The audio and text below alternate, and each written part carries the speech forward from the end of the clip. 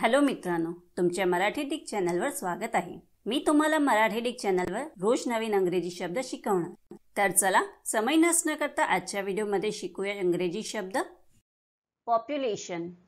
पॉप्युलेशनचा मराठीत अर्थ लोकसंख्या, जनसंख्या, गणसंख्या, प्रमाण, विशिष्ट प्रकाराचा लोकांचा गट होत आहे। पॉप्युलेशनला आपण वाक्यात प्रयोग करून बघूया। पहिला वाक्य आहे, The village has a population of 20,000. दुसरा वाक्य आहे, India has a population of more than 1 billion. तिसरा वाक्य आहे, What percent of the population read books?